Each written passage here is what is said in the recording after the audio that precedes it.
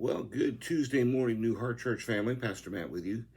And just having some thoughts. I read a story a couple days ago that I want to talk about this morning. But I'm reminded, and it's probably some of my most favorite parts of what Paul writes, but I'm reminded that the Apostle Paul says for us that God's love is so great, it is extended to us even when we are the most undeserving. In his words, when we are the enemies of God. And that's a pretty amazing love. And it reminded me that Jesus tells us three stories that are recorded in Luke chapter 15 to help us understand that love. And we know the stories probably pretty well. We know about the shepherd who had 100 sheep, and he goes to count one night, and he's got 99 safe in the fold, but knows there's one missing, and so goes out into the desert and the rough terrain and the darkness and the danger of that darkness to find that one lost sheep. We also know that Jesus tells us the story of a woman who had 10 coins, and she has 9 of them safe and secure, but she's missing one. And she goes through this great machination of cleaning out her house and moving everything and just completely spending all day looking for that one lost coin. And then there is the story about the lost son, or as we more commonly call it, the prodigal son. He comes to his father, demands his inheritance, goes off and spends it recklessly, carelessly, in wild living. He winds up having to take a job feeding pigs in a pig trough, and it's there at his lowest point that he realizes that even the servants in his father's house have it better than he does.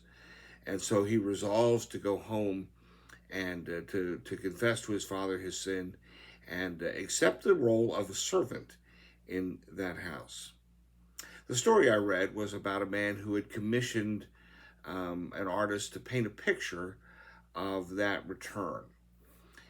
And he worked very determinedly, the artist did, to create an image that would tell what he thought was the greatest story or theme of that story. So the day came when the picture was finished, and the artist brought it over to the man who had commissioned it to present it for his approval and payment.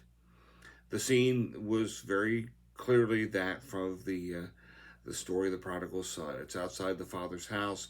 It showed the father with his arms open and the son with his arms open, but head bowed, running toward each other and to just at the very moment before the moment of embrace.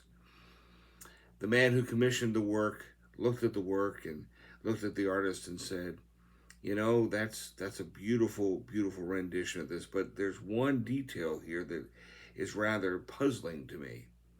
The artist said, "Oh, what detail is that?" He said, "It's the father's shoes. They're different colors. They don't match, and it's so obvious that they're different that it kind of distracts from the overall theme." I can imagine that the man just kept thinking to himself, "What was this artist thinking about? How could he make such an error to have two different color shoes on one of his subjects?" But the artist looked at the man and smiled and said, "Quite the contrary. I think this is a beautiful representation of the theme of the story, the love that God has for his children." The man who commissioned the art said, "Well, what do you mean? I don't understand." He said, "Well, the father in this picture isn't interested in whether he is color coordinated or fashion conscious. He wants to just get something on his feet so he can run out and see his son. As such, he grabs the two shoes that are nearest to him. They don't match, but they serve the purpose and get him out to where he can see his son." It's why, the artist says, I titled this, "The God of the Unmatched Shoes." That's a great thought. Now, I've never left the house with two unmatched shoes, but I can imagine the haste I would have to be in to do so. And that's the love God has for us.